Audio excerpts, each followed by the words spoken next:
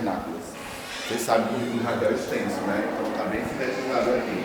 Ela também desenvolve atividades de popularização da ciência e estimula a pesquisa na educação básica, com o projeto Cienart e com a organização de da Feira Científica de Sergipe, durante a Semana Nacional de Ciência e Tecnologia, e a publicação da revista Feira de Ciência e Cultura.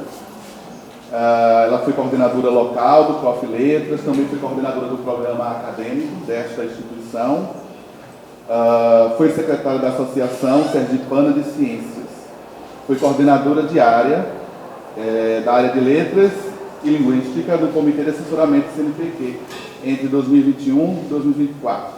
Foi lá que eu tive o prazer de conhecer a professora Raquel, quem eu admiro muito. Acho que é isso, né, Raquel? Atualmente ela também é a editora-chefe da revista da Abraão. Muito obrigado, Raquel. Então, gente, nós vamos começar com os nossos convidados externos, tá? Eu vou passar a palavra para o Arquimedes e a Ana Regina, e eu vou cronometrar com o tempo. É melhor, né? Então vocês fiquem à vontade, tá?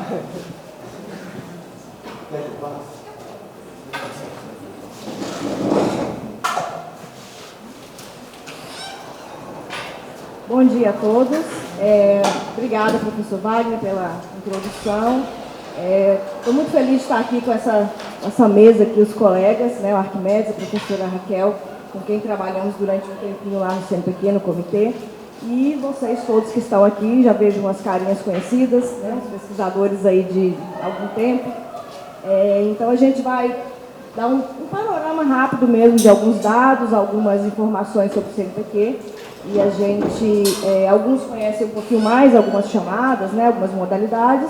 E a gente vai falar um pouco sobre políticas de financiamento e divulgação científica no Brasil contemporâneo, que nós trazemos alguns dados aqui, algumas explicações, né? Bem, o objetivo da nossa sessão é trazer um panorama recente, apresentar o cenário atual de fomento em ciência, tecnologia e inovação pelo CNPq, alguns dados gerais, de algumas chamadas gerais, e alguns específicos da área de linguística.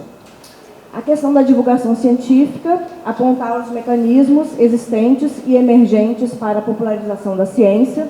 Hoje em dia tem se falado bastante, né, sobre a divulgação da ciência, a divulgação científica, e a gente tem chamadas específicas para isso, que englobam todas as áreas do conhecimento.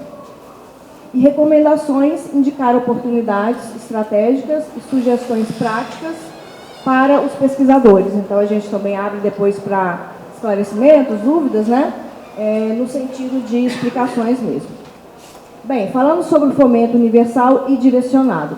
O CNPq, ele tem editais gerais, então, como, por exemplo, a chamada de produtividade de pesquisa, que é muito conhecida, que é basicamente o carro-chefe, né, do órgão. E a chamada universal também é um fomento universal para todas as áreas do conhecimento. Então, a gente tem tanto na área de linguística, como de física, matemática, psicologia. Então, é um fomento universal. Assim como editais em temáticas específicas. Então, cada vez mais a gente tem temáticas específicas dentro do órgão. Por exemplo, questão racial, algumas chamadas para indução de meninas na ciência, na área de ciências exatas.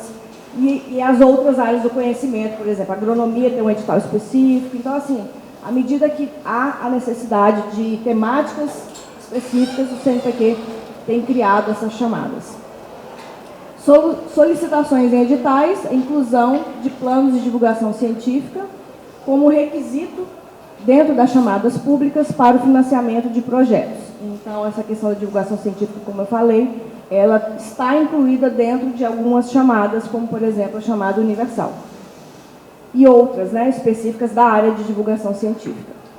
Então, a divulgação e popularização da ciência, além do fomento tradicional, que é aquele primeiro que eu falei, chamado universal e chamada PQ, a gente tem ampliado o papel na promoção da divulgação científica, né, para quem não é da academia. Então, a divulgação científica tem essa função, como parte integral de sua missão institucional, porque a gente trabalha muito, né, com um público mais direcionado com um público mais específico de pesquisadores, estudantes, mas também temos essa questão da popularização da ciência para escolas, para comunidades que estão fora, né, desse ambiente acadêmico. E os serviços digitais é uma inovação do CNPq. Nós temos avançado no desenvolvimento de soluções digitais, como o extrator Lattes, para otimizar o acesso aos dados e às informações em ciência e tecnologia. Então, a gente tem o painel de dados e o painel Lattes, que a gente pode fazer pesquisas, né? A gente fez uma oficina na segunda-feira, tem algumas pessoas que participaram, né? E o Arquimedes falou bastante disso também, depois ele vai mencionar mais. Então, a gente tem já essa questão de você entrar na página do CNPq, no painel de dados, e fazer as buscas, as pesquisas por área, por região, por instituição, por gênero, por raça. Então, você consegue fazer esse cruzamento de dados, que é uma inovação nos últimos 3 anos, né, mais ou menos, e que tem dado muito certo, assim, dados muito interessantes de você pesquisar. Então, quais são o número, nomes não, mas o número de pesquisadores na Universidade de Sergipe, da área de linguística, que são mulheres. Então, você consegue fazer esse filtro. Da região Nordeste, da área de matemática comparado com a área de linguística, por exemplo. Então, você consegue fazer esse filtro e você ter os gráficos, os dados. Então, isso está sendo cada vez mais tornado público, que é o objetivo, né? A gente tem que tornar públicas essas informações e aí agora está mais fácil com essas soluções digitais. Falando agora sobre o fomento tradicional, né, que eu mencionei no início. Eu vou começar pela chamada de Bolsa PQ, a chamada de produtividade em pesquisa, que é a nossa chamada mais importante do órgão, né? Tem alguns pesquisadores aqui que são bolsistas PQ. Então, a gente tem como objetivo dessa chamada, que já é uma chamada de décadas, né? Ela sempre está presente aí no nosso calendário. Valorizar os pesquisadores que possuam produção científica, tecnológica e de inovação, de destaque em suas respectivas áreas do conhecimento. Então, a gente tem todas as áreas do conhecimento. A área de divulgação científica, que eu falei anteriormente, é a última área do conhecimento a ter um programa e a ter bolsistas, né, a ser incluído na chamada PQ. E as outras áreas todas a gente tem os bolsistas PQ. Incentivar o aumento da produção científica, tecnológica e de inovação de qualidade do nosso país. Então, a Bolsa PQ é para os pesquisadores com vínculo no país, que sejam doutores, e selecionar projetos de pesquisa que sejam propostos considerando o rigor e o método científico, bem como outros conceitos fundamentais para a produção do conhecimento científico. Então, a chamada de Bolsa PQ, inclusive, a gente está finalizando essa chamada agora, né? Nós tivemos o julgamento, já divulgamos o resultado preliminar, semana que vem provavelmente sai o resultado final. E, então, é um processo longo que passa pelos consultores ad hoc, primeiro, os consultores que avaliam a área específica do projeto, depois passa por nós, pela área técnica, para ver o enquadramento dos critérios básicos, né? Então, a pessoa tem que ter no mínimo 3 anos de doutorado. Então, a gente olha, se a pessoa solicitou com tem menos de 3 anos, ela já é desenquadrada, e outros critérios. E depois ela passa pela avaliação do comitê assessor de linguística, de letras, de filosofia. Então, cada área tem o seu comitê. E esses membros, né, como a gente tem aqui alguns membros que já fizeram parte do nosso comitê, e estão fazendo ainda, né? A professora Joana já se, assim, né?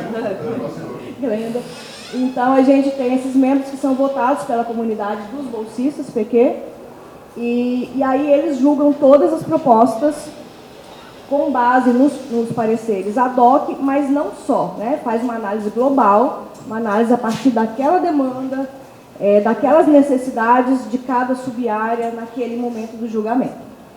Aí, para essa última chamada de Bolsa PQ, que é a chamada 1824, a gente teve 3 linhas. Então, a primeira vez que o CNPq englobou essas 3 modalidades de produtividade. A linha 1 é a Bolsa de Desenvolvimento Científico e Tecnológico, que a gente chama de Bolsa DT, que a gente raramente tem na área de linguística, são mais as áreas tecnológicas. A linha 2, que é o que a gente tem mais, né, é a Bolsa de Produtividade em Pesquisa, que a gente chama de Bolsa PQ.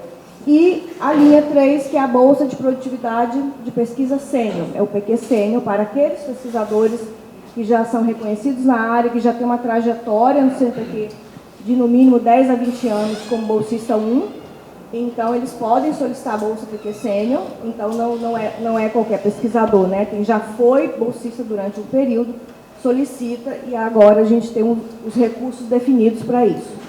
Então, nessa última chamada dos recursos financeiros, a gente tem um valor global de 466 milhões, sendo que para a linha 1, que é a linha DT, foram aproximadamente 23 milhões, e a linha 2 e 3, 442 milhões para todas as áreas. Então, aí faz uma conta, a diretoria, de acordo com o número de propostas, né, que a gente chama de demanda, e aí cada área recebe um percentual desse valor para atendimento das bolsas.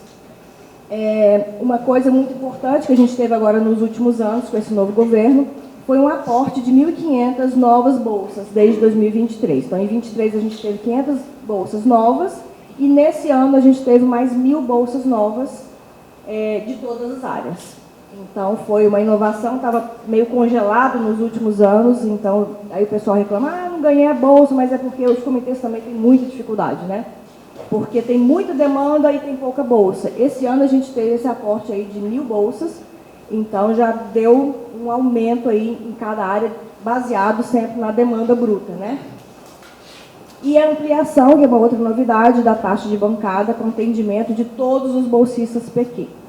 A gente tinha 5 níveis de bolsa PQ até o ano de 2023, que ainda estão vigentes, né? PQ1A, 1B, 1C, 1D e PQ2. O PQ2, até 2023, não tinha taxa de bancada. A partir da chamada de 23, todos foram atendidos. Então, todos os pesquisadores PQ recebem a bolsa e o valor da taxa de bancada. Agora, para essa chamada de 2024, mudaram os níveis, então houve uma reestruturação dos níveis. A gente tem 3 níveis, PQ A, B, C, e todos também são contemplados com a taxa de bancada. Eu trouxe aqui uns dados da área de linguística que são possíveis de serem retirados ali naquele local, painel de dados do CNPq, colocando chamada, né, da bolsa PQ, vocês conseguem ter esses dados aqui. O Arquimedes vai falar um pouquinho depois também.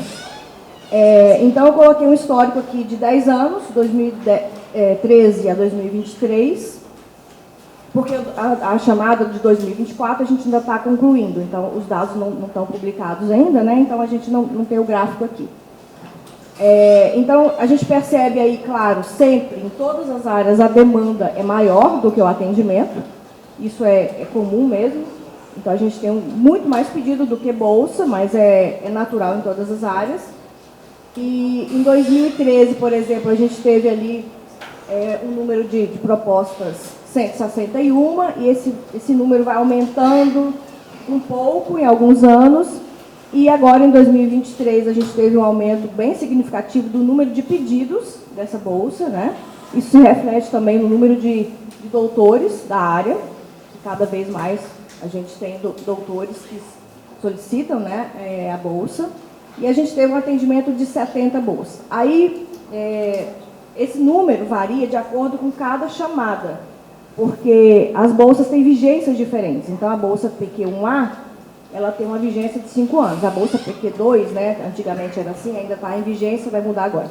Ela tem uma vigência de 3 anos. Então, em cada demanda tem um número de bolsas terminando, e isso é diferente para cada ano. Então, por isso que esse número varia um pouquinho aí.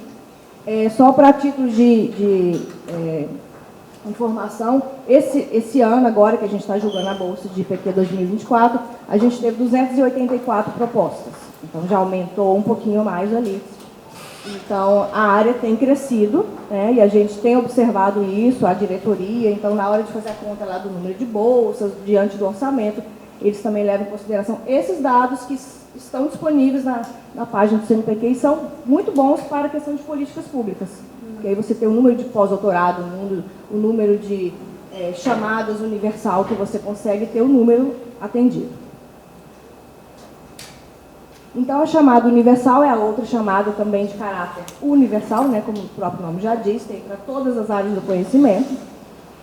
Tem como objetivo apoiar projetos de pesquisa que visem contribuir significativamente para o desenvolvimento científico, tecnológico e de inovação do Brasil, né, em qualquer área do conhecimento. e aí cada comitê de cada área do conhecimento julga as suas propostas na chamada universal também, assim como na Bolsa PQ.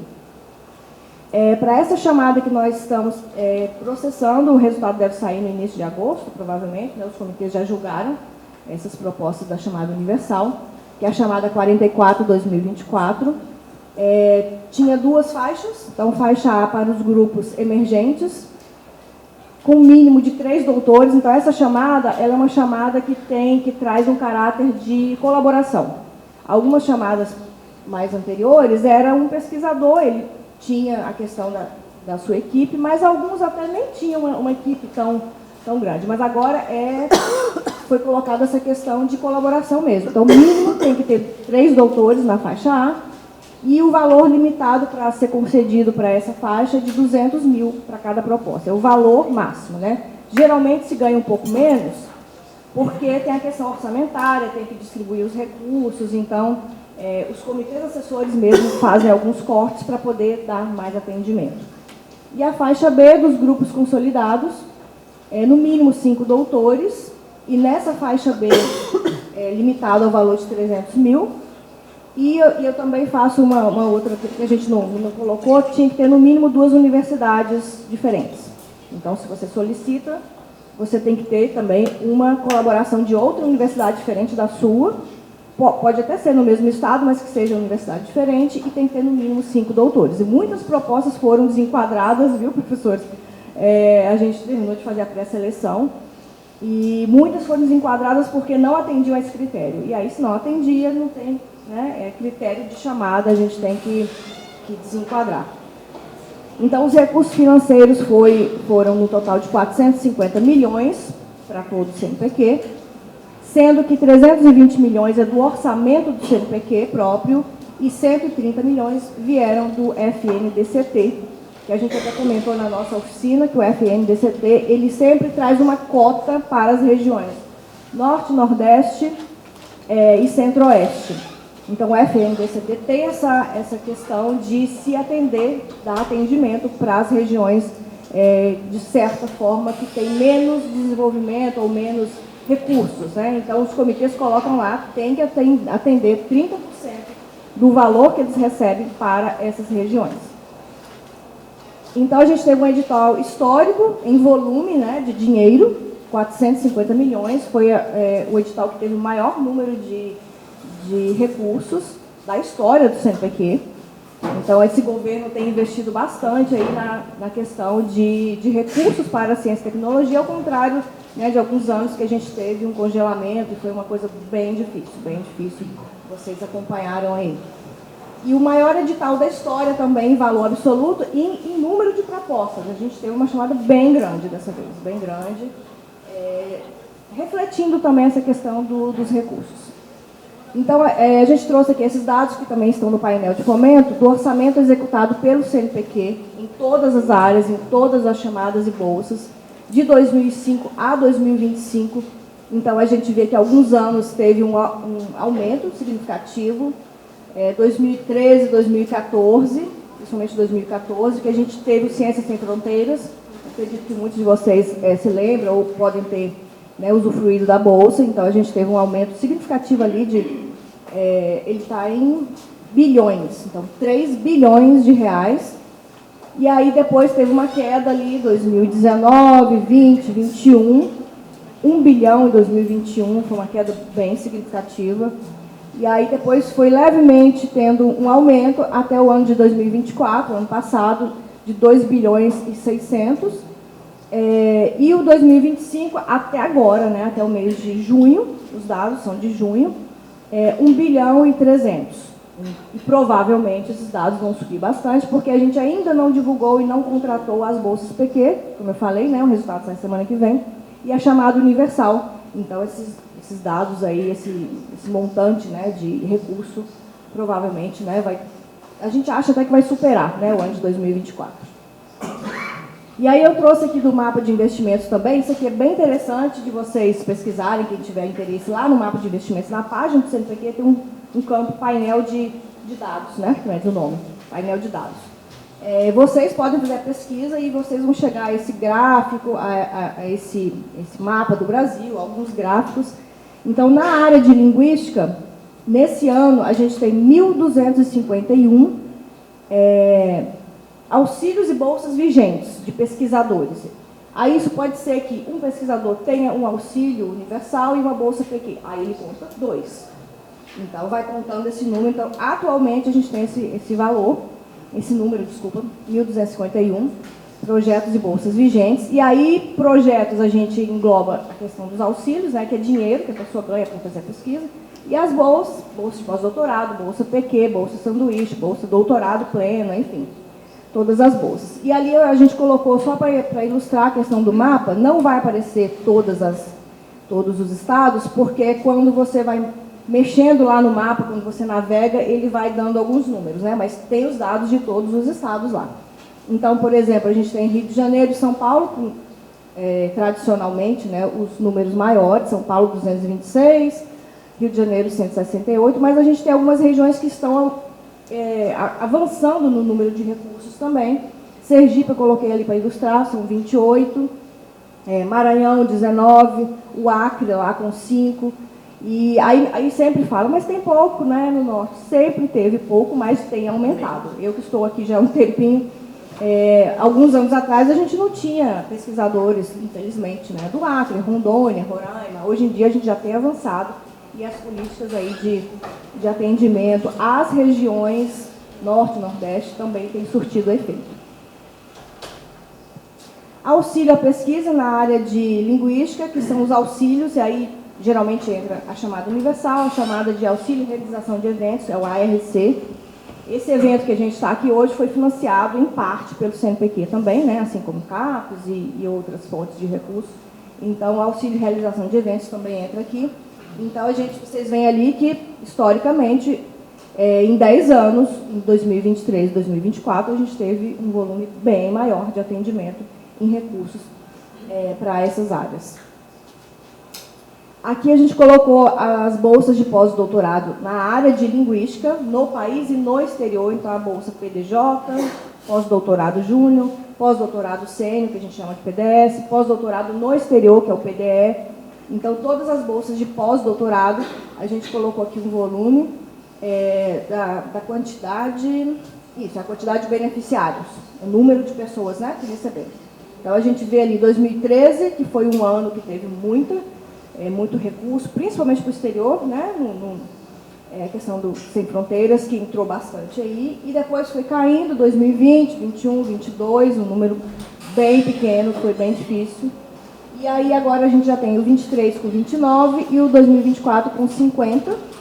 E provavelmente o 2025 a gente vai ter talvez um número maior, porque ainda não processamos a chamada de bolsas de pós-doutorado, sanduíche no país. Então essa modalidade ainda será julgada, agora no mês de agosto, setembro.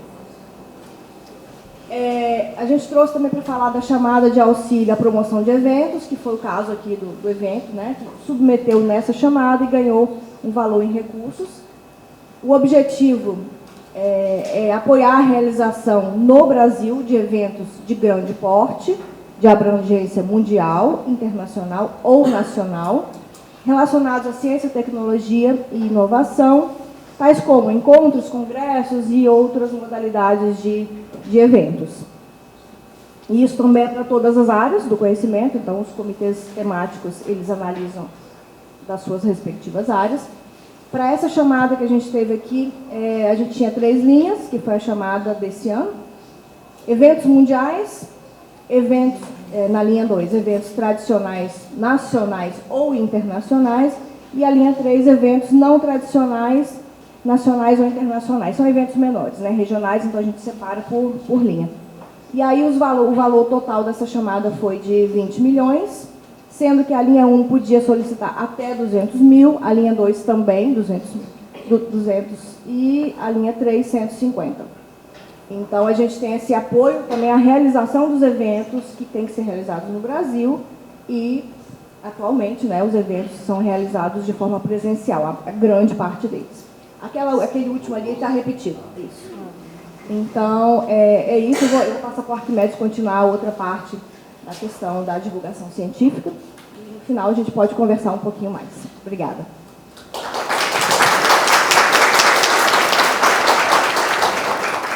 Obrigado, Ana Regina. Bom dia a todas e todos. Prazer estar aqui com vocês hoje. É sempre importante conversar com a comunidade. Eu acho que nós, servidores da casa, faz parte, inclusive, de escutar as demandas de vocês, não é? E levar isso também para o órgão, enfim, porque isso alimenta também as nossas políticas científicas, tecnológicas e inovadoras. Quero iniciar também saudando os nossos bolsistas de produtividade que eu consegui identificar aqui, não é? Primeiro, nossos colegas de mesa, a professora Freitá, o professor Wagner.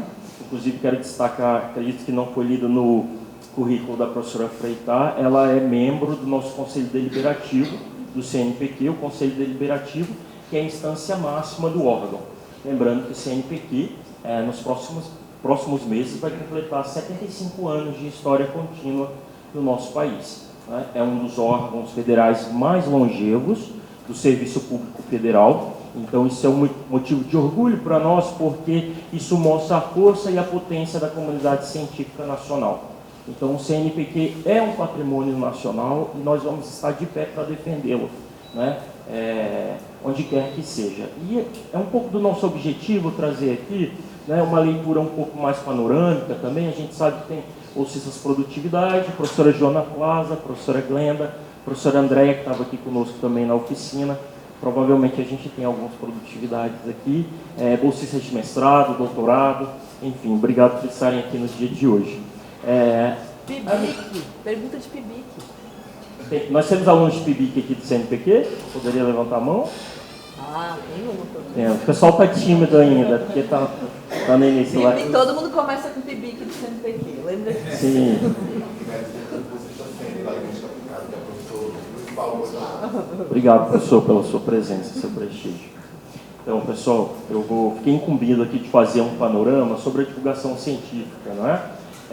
Ana Regina apresentou um pouco do portfólio tradicional do CNPq, que é aquele que atende os nossos pesquisadores que estão num patamar mais elevado na carreira, não é? Pesquisadores mais sêniores, e eu vou pontuar aqui algumas das novidades que a gente tem trabalhado e que envolve também a nossa comunidade como um todo, inclusive chega a atingir o ensino fundamental. Na oficina nós tivemos um questionamento de um estudante que está aqui no Congresso perguntando se o CNPq tinha bolsas também, não é, para o ensino fundamental. E o CNPq ele foi criado para atender especificamente, não é, a academia brasileira, então o pessoal de ensino superior. Assim como a CAPES, que é a nossa agência irmã, também criada no ano de 1951, só que a CAPES trabalha com a questão da formação. E nós, CNPq, financiamos a pesquisa. Né? Lembrando que a CAPES é vinculada ao MEC, então ela está no setorial da educação, e nós, CNPq, estamos no setorial de ciência e tecnologia. Então, nós somos vinculados ao Ministério da Ciência e Tecnologia. Só um detalhe, o CNPq ele atuou como cabeça do ecossistema de ciência, tecnologia e inovação, até o ano de 1985, quando então foi criado o Ministério da Ciência e Tecnologia. Mas até então, o CNPq era o órgão central do ecossistema.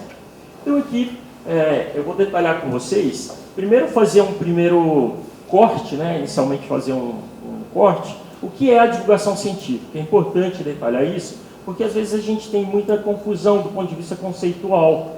Não é? Nós observamos, às vezes, os pesquisadores falando, estou fazendo divulgação científica no ALAB. Aqui no ALAB, assim, do ponto de vista conceitual, não é propriamente divulgação científica. Por quê? Porque o ALAB é um evento de pares.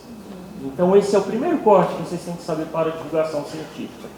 Divulgação científica você faz para quem não é o seu par.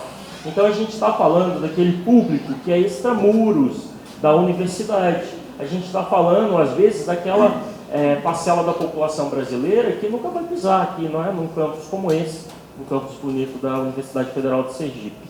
Então, essa é a divulgação científica. Que outros autores vão chamar de popularização da ciência, difusão científica, enfim, tem uma multiplicidade conceitual, mas o recorte inicial é esse. Okay? Então, aqui nós trouxe um slide para vocês falando dos canais emergentes de divulgação científica, não é? Por quê? Até pouco tempo atrás, mais ou menos uns 20 anos atrás, basicamente, a gente não tinha um desenvolvimento tão grande das tecnologias da informação. Então, o conhecimento, ele estava basicamente nesse conhecimento, de uma forma ou de outra, e começa a atingir novos públicos, inclusive formando-os.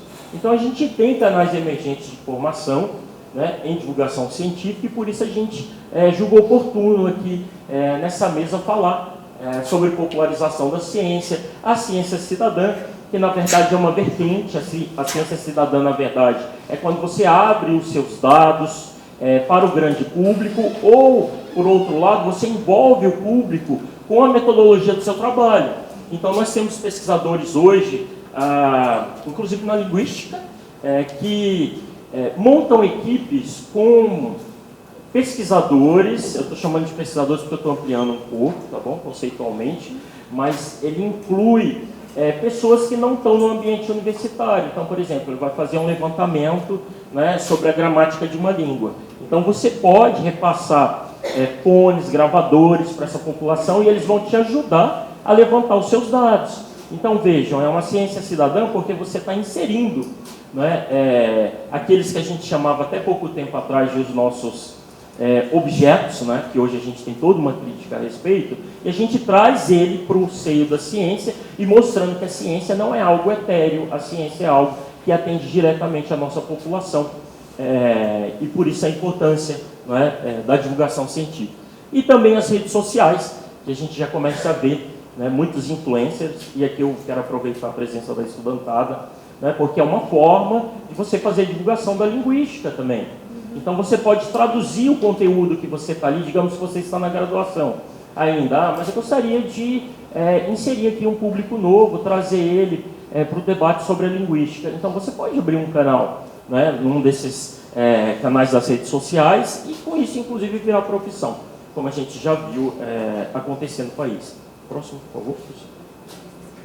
Aqui eu trouxe a primeira chamada nossa, a mais tradicional, que é a Semana Nacional de Ciência e Tecnologia. Essa é uma das poucas chamadas do CNPq que nós permitimos que o coordenador ele não seja doutor, tá bom? Geralmente o grande público do CNPq são os pesquisadores doutores, mas em chamadas específicas, chamadas temáticas, como a Semana Nacional, de Ciência e Tecnologia, a gente abre, né, para um público mais amplo. Então pode vir uma coordenação que não é de um pesquisador doutor. O público-alvo dela atende alunos, professores, escolas e instituições e as sociedades em geral. Essa chamada está contínua há quase 20 anos. Lembrando que a Semana Nacional de Ciência e Tecnologia ela foi criada no ano 2003, no primeiro ano do presidente Lula, né, e ela vem continuamente desde então sendo um momento de grande agitação do ponto de vista da ciência no país como um todo. Próximo, por favor. Ali tinha alguns motes, né, porque todo ano a Semana Nacional de Ciência e Tecnologia tem um mote. Nos últimos anos a gente tem trabalhado mais com a questão ambiental. Né? Aqui são os recursos financeiros, e você não tem um pointer, né, professor? Aqui vocês vão ver os recursos financeiros e como a gente divide por unidades da federação. Essa chamada é interessante, pessoal, por quê? Quando a gente fala da ciência como um todo, sobretudo da Bolsa Produtividade, aqueles pesquisadores aqui mais tarimbados vão saber disso. Nós não temos recortes geográficos, em geral, no CNPq. Né? Esses recortes geográficos, eles acontecem em chamadas específicas. Uma delas é da Semana Nacional de Ciência e Tecnologia. Por quê? Porque a comunidade científica como um todo, e aí é um paradigma da ciência, né? A perspectiva é que está todo mundo concorrendo entre si. Aqui no caso da Semana Nacional da Ciência e Tecnologia, na verdade a gente quer o quê? Pulverizar o acesso à ciência. A gente quer que haja uma penetração do conteúdo científico em toda a sociedade brasileira, em todas as camadas sociais. Por isso a gente faz essa divisão em política científica. E aqui a gente faz uma divisão, vejam que interessante, porque isso aqui é pura política científica, não é? Então você tem os estados com menos de 3 milhões de habitantes, os estados com 3 a 8, olha aqui, ó, de 8 a 15 e acima de 15 milhões. Então a gente trata de forma desigual os desiguais, não é? Então a gente divide, são 3 linhas ABC, e aí tem o montante que cada um atinge. Por quê? Se a gente não fizer isso no caso da chamada Semana Nacional em Ciência e Tecnologia, a gente não consegue atingir um público como um todo. Tá? Depois a gente pode até discutir, do ponto de vista regional, como está isso para outras chamadas. Inclusive, vou aproveitar o ensejo, né, Ana Regina, no próximo congresso da Enampol, que vai acontecer em Rio Branco, eu estarei presente, vou fazer uma atividade específica sobre os pesquisadores da região norte do Brasil. Então, propus uma oficina na ocasião, oficina não, na verdade acho que é uma mesa redonda, onde nós vamos discutir a penetração do pesquisador da região norte no fomento científico nacional. Então, quem for da região norte, for participar do Enampol em Rio Branco, já está convidado desde então. Próximo, professor. Aqui as feiras e mostras científicas, que é uma variação, né? É uma outra chamada. Essas chamadas são anuais. Então, as feiras e mostras científicas, elas são direcionadas para as escolas estaduais, só que quem solicita é um pesquisador, sempre, tá bom? E aí a gente atinge milhares de escolas no Brasil. O Ministério da Ciência e Tecnologia, que é atualmente quem fomenta essas chamadas, tem dados estatísticos que mostram que as feiras, a Semana Nacional e a Olimpíada foram capazes, né, de atingir um público muito mais amplo do que aquele que a gente estava acostumado até então. E essa é uma forma da gente puxar, né, esses adolescentes, essas crianças para o ecossistema de ciência e tecnologia. Porque até então a gente esperava chegar lá no pré-vestibular para a gente, olha, vamos convidar, tem um ecossistema em CIT no país. Não, a gente tem que fazer essa sensibilização muito antes. Lembrando que a gente está concorrendo aí com uma multiplicidade de canais pela atenção desses jovens. Quem é professor em sala de aula sabe disso. Então a gente precisa sensibilizá-los desde muito jovens. Então essa é a perspectiva do CNPq com as chamadas em divulgação científica. E isso mostra como o CNPq, como o Conselho, que está completando 75 anos, ele tem sido permeado a novas demandas da sociedade. A Ana Regina comentou aqui com vocês que a gente já tem chamadas para a questão de gênero, chamadas com recorte racial, nós temos chamadas, que são mais direcionadas para os pós-doutores. Vocês viram aquele gráfico que a Ana Regina trouxe aqui, que subiu bastante, os anos de 23, 24, aqui eu acho que é importante falar, o ápice de recursos do Conselho foi o ano de 2013 e 2014. 2013 e 2014 nós estávamos no governo da presidenta Dilma. Vocês vão lembrar que na ocasião foram enviados 101 mil estudantes para o exterior. Foi o maior programa de internacionalização que este país já viu. Então o nosso recurso aumentou bastante, porque o CNPq ele aplica recursos também de terceiros. Mas em 2013 e 2014, até 2015 mais ou menos, nós tivemos um aporte muito elevado. Então todos os dados que são apresentados aqui, e quando vocês forem nos painéis que a Ana Regina comentou, o ano de 13, 14 até 15 são os mais elevados. Logo em seguida a gente cai significativamente, o orçamento é reduzido, e agora a gente, a partir de 22, 23, vocês começam a ver uma nova elevação. Por quê, especificamente? Com a entrada do presidente Lula, uma das primeiras medidas foi o descontingenciamento do FNDCT. A maior fonte de financiamento hoje da ciência no país é o Fundo Nacional de Desenvolvimento Científico e Tecnológico. E ele esteve contingenciado desde o ano de 2016. Então, hoje, para financiar a ciência, nós precisamos desse fundo.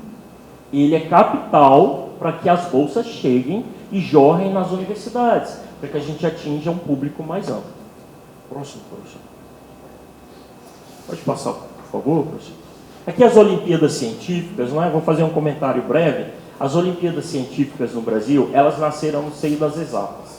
Então, foi no campo da matemática e da física, que é quantificável, tem comparabilidade. Nossas áreas também têm comparabilidade, mas como eles apertam muito nesse viés, as Olimpíadas no Brasil nasceram na física e na matemática, no mundo também, tá bom?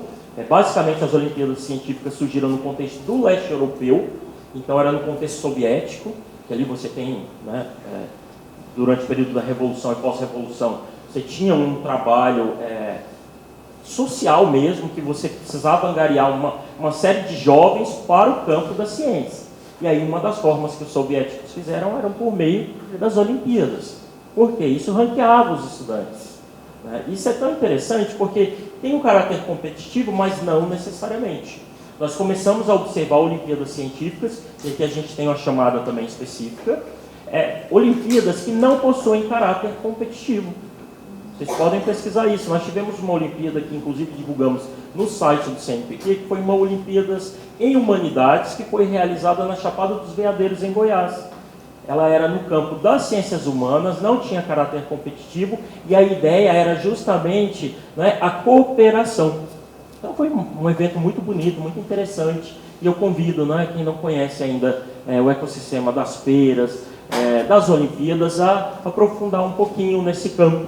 Eu, inclusive, já estive aqui anteriormente com a professora Freitag, né, a Secretaria de Estado da Educação, no ano que a gente estavam desenvolvendo, inclusive aqui na Universidade Federal de Sergipe, a Semana Nacional. Era a Semana Nacional, né? Cianarte durante a Semana Nacional. Isso. Próximo, professor. Aqui os valores que eu não vou me deter, tá? Porque o meu objetivo é muito mais fazer uma sensibilização. Todos esses dados vocês encontram lá no CNPq. E vou aproveitar o ensejo para falar dos painéis que a Ana Regina comentou. Nós ofertamos uma oficina na segunda-feira. Esses painéis começaram a ser criados a partir do ano de 2023. Então, nós temos um painel de demanda, ou seja, você consegue ver tudo o que é pedido para o CNPq e tudo que o CNPq consegue atender. Lembrando que nunca a gente consegue esgotar o atendimento dos pedidos, né? Obviamente. Desculpa, pessoal. Por conta dos recursos escassos. Aqui, rapidamente, para finalizar, né? Então, nós temos Semana Nacional de 2024 com atividades em todo o país. No ano passado, nossa ministra da Ciência e Tecnologia anunciou um total de 740 milhões apenas em divulgação científica. Então, é um campo que está crescendo enormemente. Pelo que eu acompanho da divulgação científica, porque eu sou um pesquisador, também estou atuando nessa interface da divulgação científica. A linguística é uma área que ainda tem muito campo para crescer, para desenvolver, né? Aí falando com a estudantada, e mesmo com os pesquisadores, que às vezes querem reorientar a sua carreira. Recentemente eu publiquei um artigo na Revista Brasileira de Ciências Sociais, onde a gente observa 3 tipos de pesquisadores dentro da divulgação científica.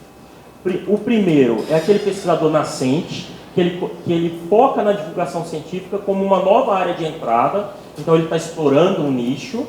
Nós temos depois um pesquisador que é emergente, ele está fazendo tentativas em diferentes áreas, e você tem um terceiro tipo, né, uma terceira tipologia de pesquisadores em divulgação científica, que é aquele pesquisador que ele já demonstrou todo o conhecimento dele em uma área disciplinar, e ele quer avançar para algo novo.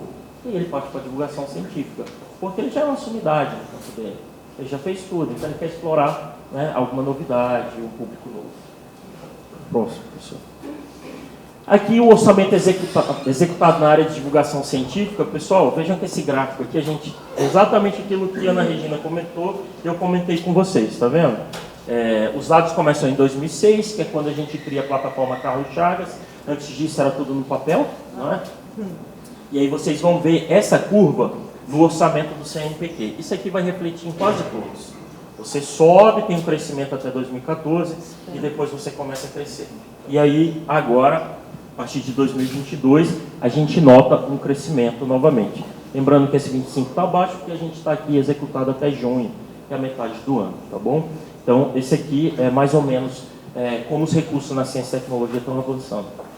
Próximo, professor. Aqui a gente trouxe um bônus, para finalizar, que é o investimento do CNPq no estado de Sergipe. A gente fez esse bônus por conta da nossa localização. Acho que é sempre bom a gente falar da realidade estadual, né? Já que a gente vai ter um público aqui mais do estado. Aqui vocês vão ver que a gente detalhou todo o recurso investido no estado de Sergipe pelo CNPq desde 2019, e aqui vocês vão ver aquele movimento que eu comentei com vocês. Desse contingenciamento do CNPq, tem um avanço, inclusive o estado de Sergipe é mais beneficiado. Próximo, professor, por favor.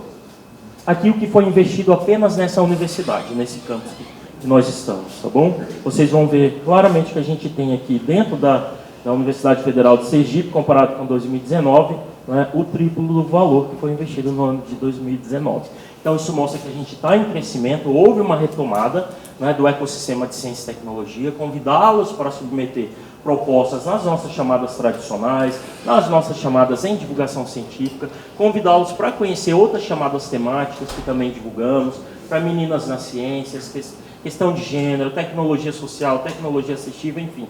CNPq lança cerca de 100 chamadas por ano.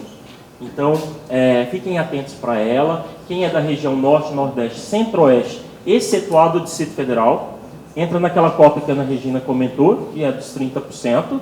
Então, nós temos uma reserva legal da legislação para estas regiões. E algo que eu comentei na oficina, que eu torno a comentar, é que muitas chamadas temáticas nós não temos número de projetos suficientes de pesquisadores dessas regiões. Então, a gente, às vezes, tem que passar o recurso para uma região que já está muito prestigiada. Então, continuem a enviar projetos, a gente viu que está crescendo na linguística, mas eu acho que isso é fruto de um esforço muito bacana das associações e dos pesquisadores que estão aqui presentes. É isso, obrigado.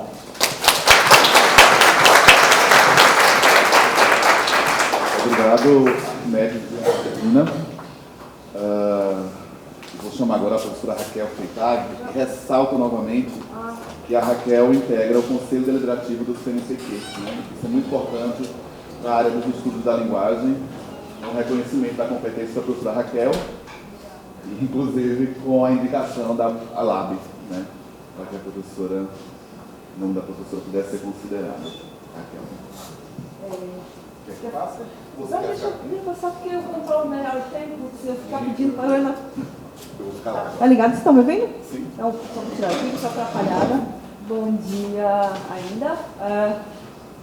Acho que todo mundo começa no CNPq como PIBIC e eu PIBIC CNPq com orgulho.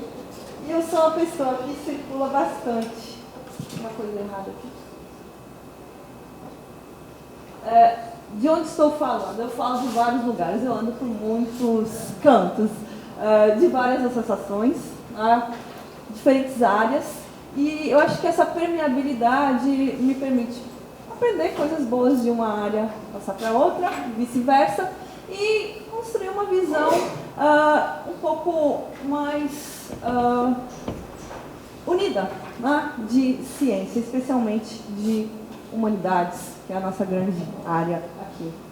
E um aspecto que, em termos de financiamento, nos preocupa muito é a questão da sustentabilidade da pesquisa. A gente sempre ouve a palavra sustentabilidade associada ao meio ambiente, ecologia, mas eu acho que a sustentabilidade, há modelos, né, teóricos de sustentabilidade que nos fazem ver que, para conduzir uma pesquisa, a pesquisa precisa de sustentabilidade, ela precisa ser sustentável, né? Do ponto de vista de viabilidade. Viabilidade envolve recursos, financiamentos, ela precisa ser suportada, precisamos de infraestrutura para isso, e equitativa, ela precisa, né, ser distribuída nos diferentes setores em que há demanda.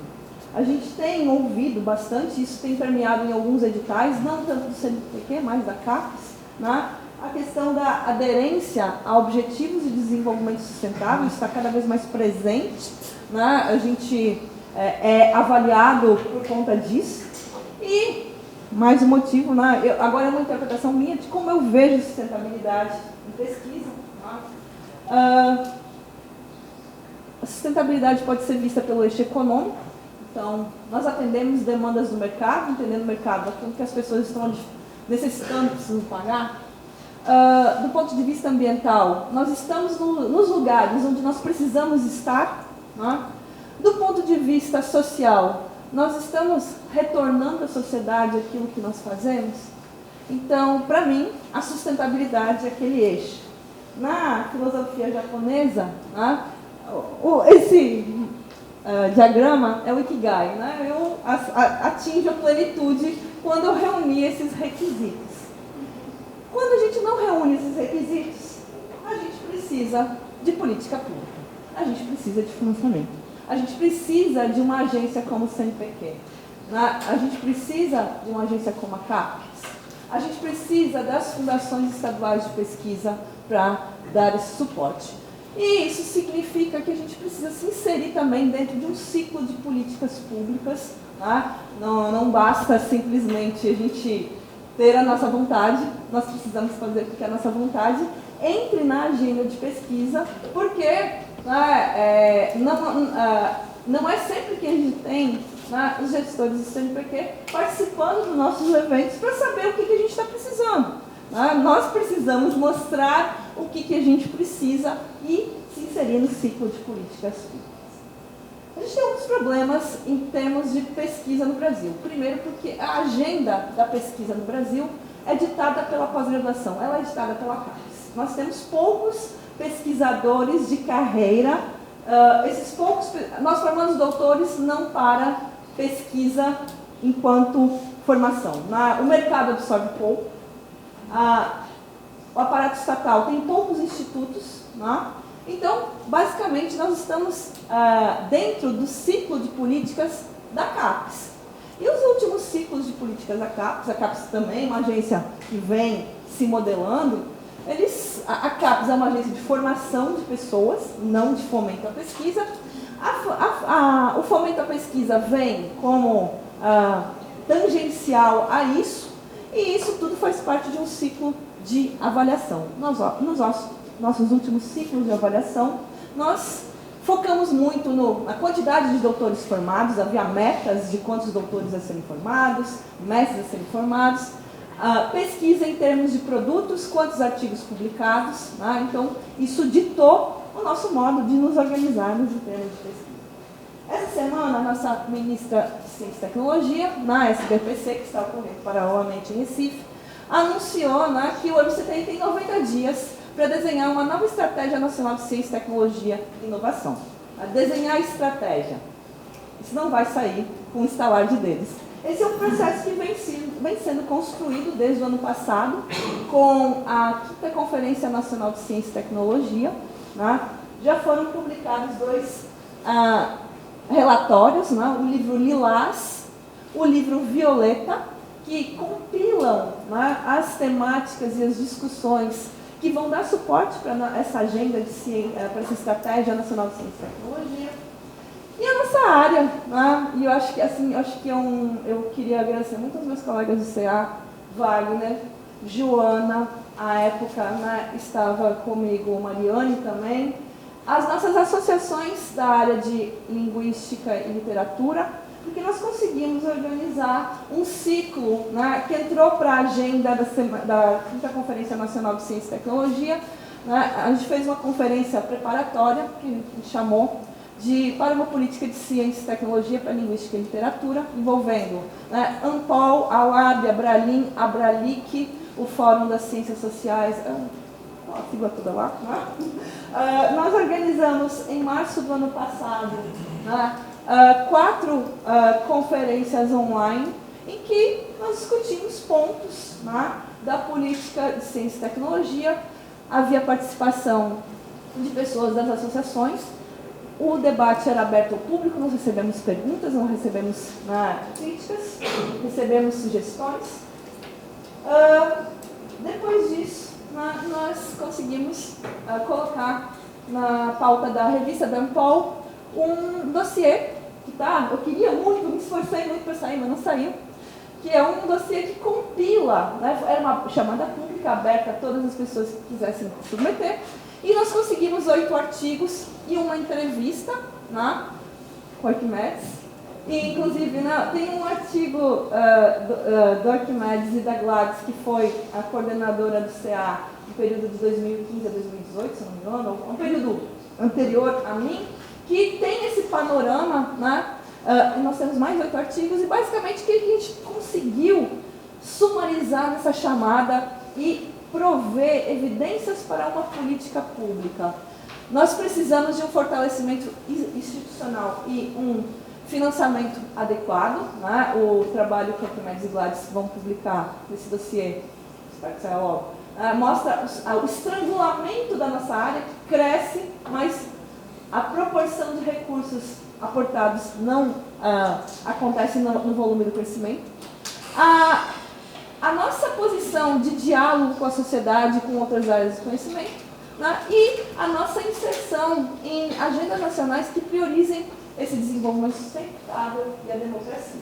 Então, eu vou passar rapidamente. Né, nós temos 4 artigos, eu estou chamando de livro laranja, né? Não temos um livro de linguística, o nosso livro é o livro laranja. Quem escolheu a cor foi a Ampol, nada pensado. Então, o nosso livro laranja, nós temos 4 trabalhos que mostram ações nossas, né, e a nossa perspectiva para divulgação e popularização da ciência, inclusive em termos de internacionalização. Temos 2 artigos falando sobre a nossa compreensão de inovação, né, como nós estamos entendendo inovação, e as nossas demandas por financiamento em função da nossa crescimento diário e o não acompanhamento dos financiamentos. Né? Então, do que isso tudo resultou?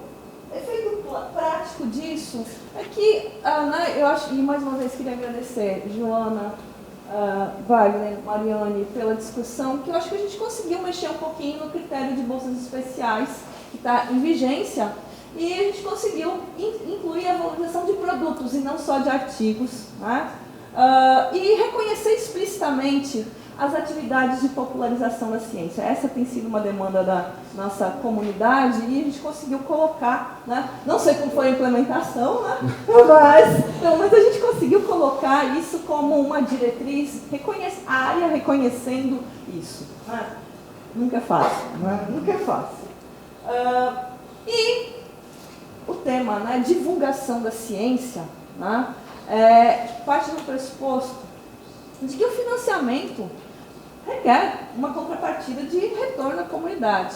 Então, como a Arquimedes e a Ana Regina explicitaram, o plano de comunicação científica faz parte de muitos editais, ele é elemento eliminatório, né, ele é avaliado também.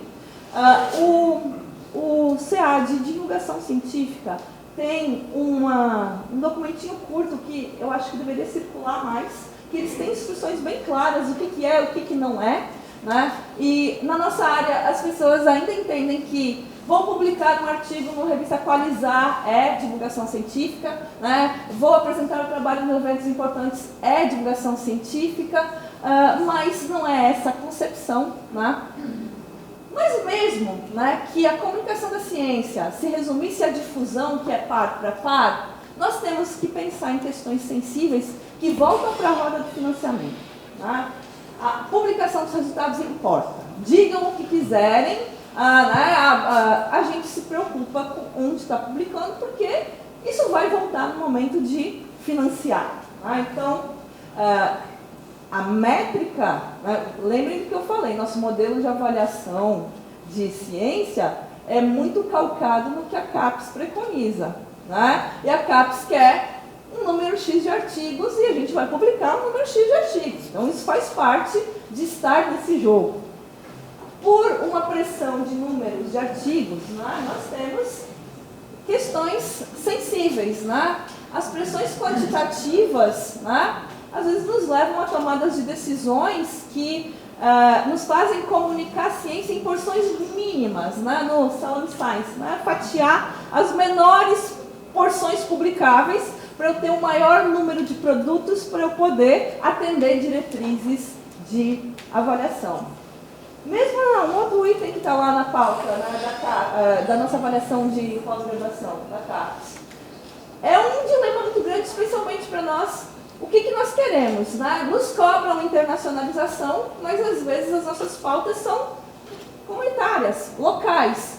E aí, eu publico em inglês num periódico de acesso fechado, né, ou tenho que arrumar, se eu tiver uma taxa de R$12.000, eu não vou pagar para publicar um artigo, não. Vou perder ponto no Qualis, mas, enfim, ou eu vou publicar numa revista de acesso fechado, em que as pessoas que vão ler não são as pessoas que eu gostaria que lessem, mas eu estou com a minha pontuação garantida. Né? Os repositórios de pré-print têm sido uma solução de dinamizar, né? Às vezes a revista leva 6 meses, 12 meses para publicar um pré-print, já coloca esse produto para a comunidade, né? Mas A pandemia foi um grande exemplo para a gente da importância dos preprints, né? A aceleração disso. Temos bases boas, o Cielo Preprints é uma boa.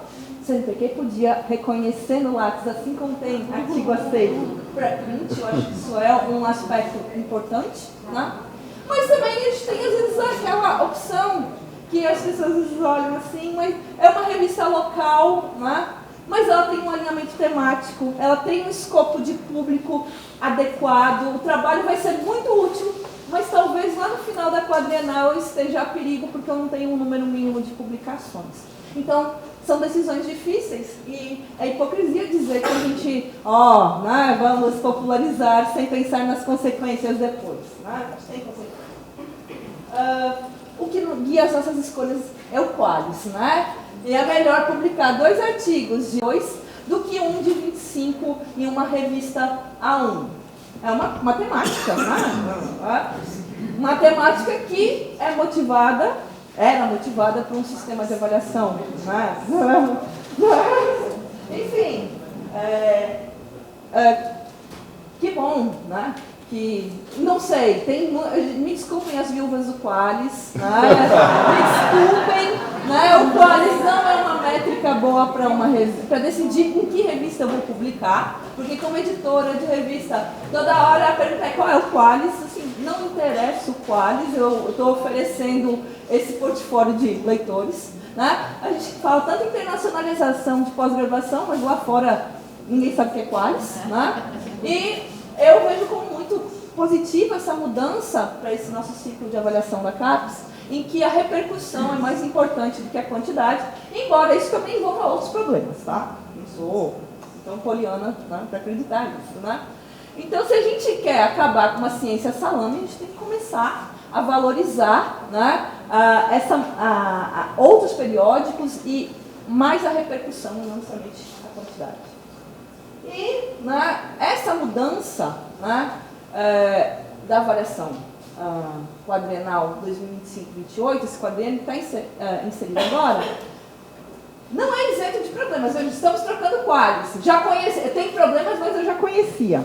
Temos novidades, eu não conheço e também não sei como. Assim como o Qualis nasceu de uma iniciativa bacana e foi tomando outros rumos, né, as altimetrias também podem ser manipuladas, elas são um recurso, né, mas vão ter seus pontos negativos. Né?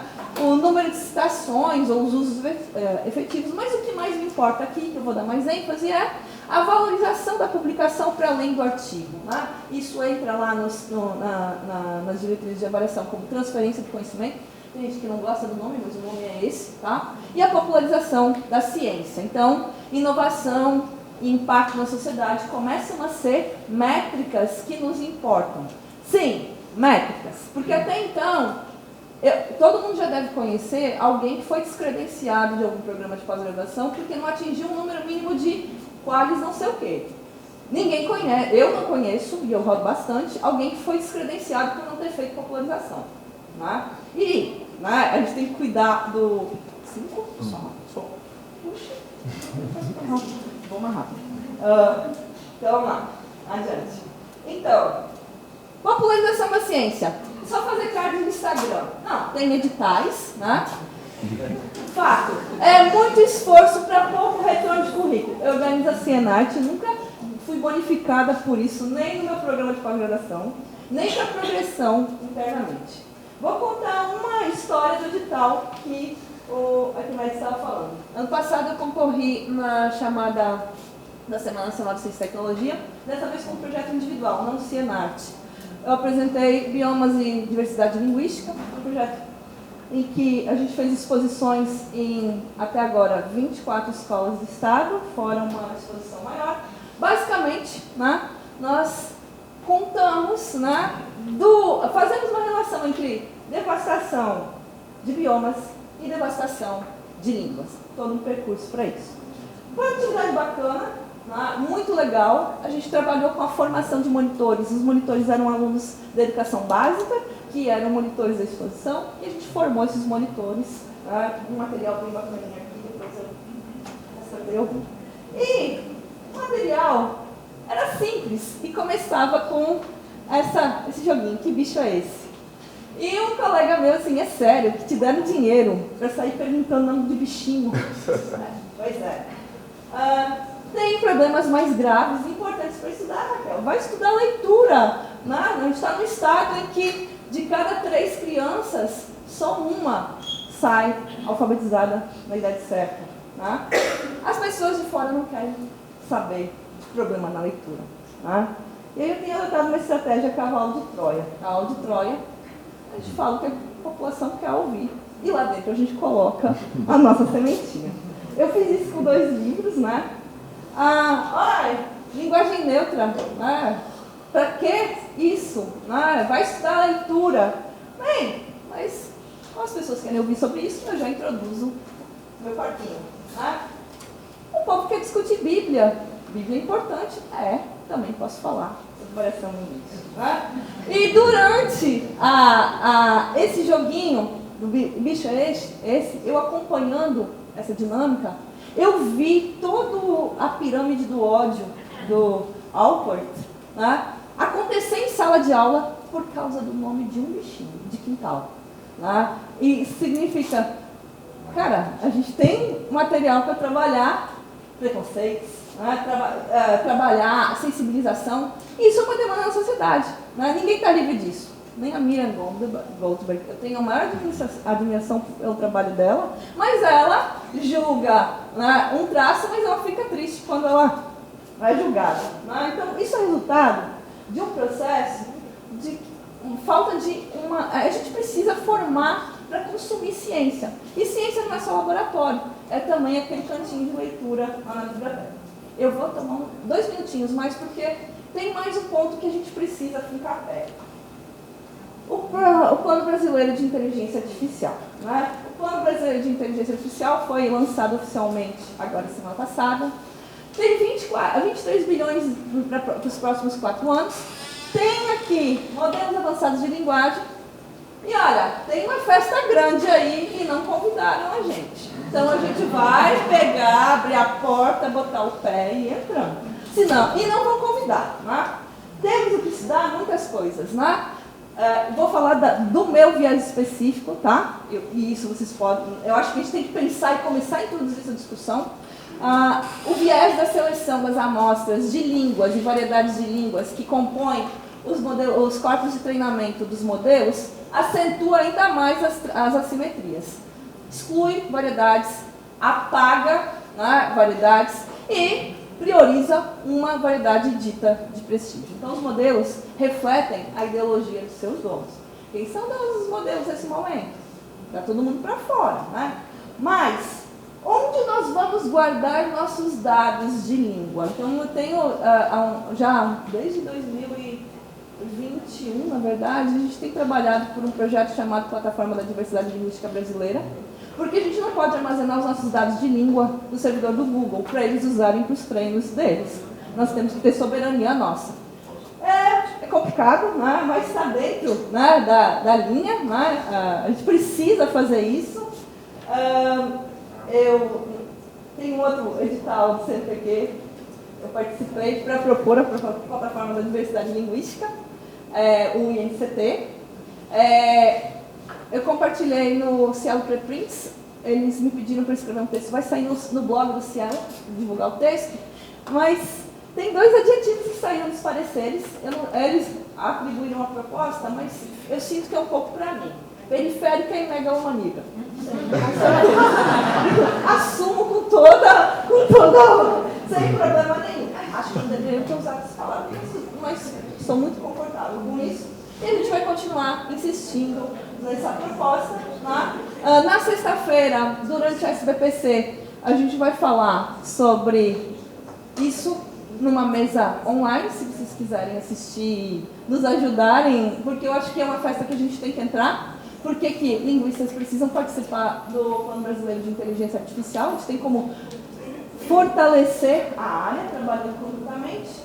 E para resumir e fechar, né, a gente quer chegar à plenitude. Eu quero fazer as minhas pesquisas e não ter que me preocupar com financiamento. Quero continuar fazendo CNART, você tem que ficar me preocupando com os pingadinhos de dinheiro todo ano e preparando edital. Então a gente precisa tomar a frente de debate público sobre a língua. Não só em linguagem neutra, a gente perdeu o bonde. Linguagem simples, a gente perdeu o bonde. A IA está passando, a gente tem que entrar nesse bonde. Sim, precisamos prover evidências empíricas, fazer ciência, mas a gente também precisa entrar na agenda de políticas públicas, né?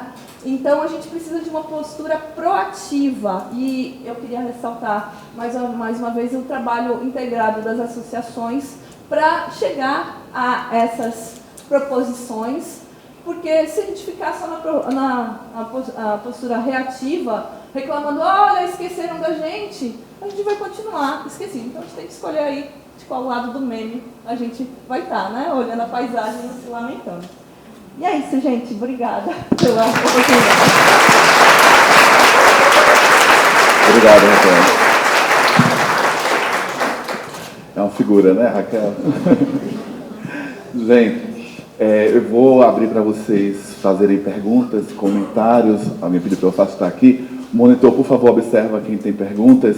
Mas antes, Arquimedes, só uma observaçãozinha. Não sei se eu compreendi bem. Quando alguém te perguntou sobre o financiamento de bolsas para estudantes da educação básica, qual foi a tua resposta? Que nós temos via divulgação científica. Ah, tá, divulgação científica. É isso mesmo. Porque eu lembro que eu tinha um projeto e os alunos do 5º, 6º ano tinham bolsas de iniciação científica. Então, outra coisa que eu acho que ficou muito evidente nesses gráficos, né? Como nossas escolhas políticas nos atingem, né? Os gráficos mostraram bem isso daí. E esse crescimento todo que vocês mostraram também significa o crescimento da linguística aplicada, né? Eu acho que é muito bom vocês estarem aqui para conhecerem o nosso... Oi?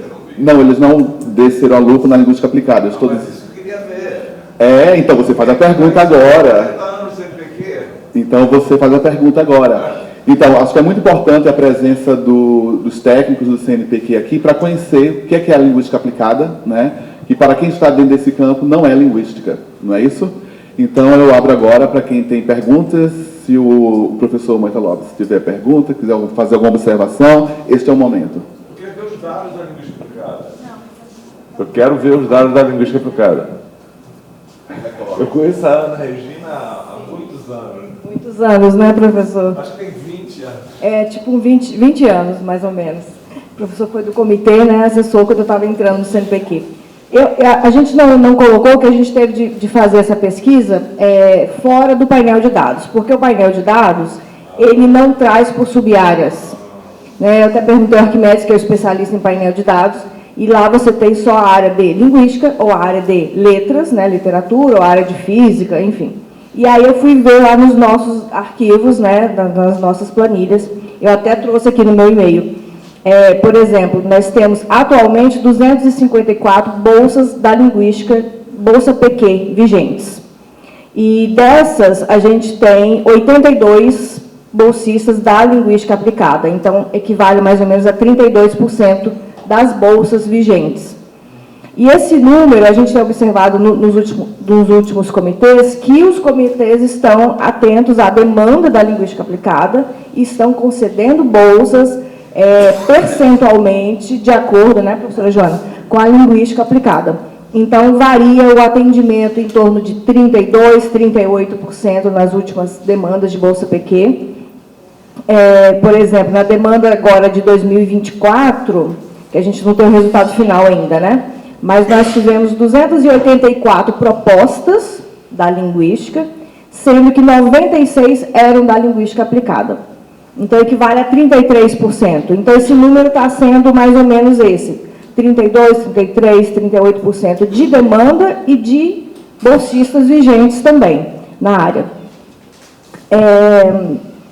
Na demanda de 2023, foi até a professora Joana que me passou os dados, a gente teve 256 propostas, né, pedidos de Bolsa PQ, e tivemos 99 da linguística aplicada. Então, foi o percentual de 38% de pedidos de pesquisadores da linguística aplicada na demanda de 23. Então, essa área está sempre alternando com a teoria análise linguística. Em uma demanda, às vezes, a teoria análise linguística que vem em primeiro lugar, na outra demanda, às vezes, a linguística aplicada. Então, esse número vai variando assim, 100, 90, 98, aí sobe para 100. Então, alternando. Porque a linguística aplicada também engloba muitas sub-áreas ali dentro dela, né? Então, são as duas maiores áreas, de certa forma. Deixa eu te fazer uma pergunta. Sim. Esses números são aqueles projetos que são enviados em que os pesquisadores situam na linguística aplicada. Exatamente. Lá com sub-área linguística aplicada. Isso. Tá, mas veja, nós temos, por exemplo, outras sub-áreas, né? E eu deixo bem claro que nós estamos como sub-área no CNPq. Isso não significa que nós nos consideramos sub-área, tá? Sim. Então, veja, então o pesquisador... O pesquisador, olha, Luiz Paulo, só um momentinho. A Raquel, vou deixar bem claro aqui, gente, eu passei 3 anos trabalhando com a Raquel, com a Joana no CNPq, e a Raquel sempre esteve sensível às demandas da linguística aplicada.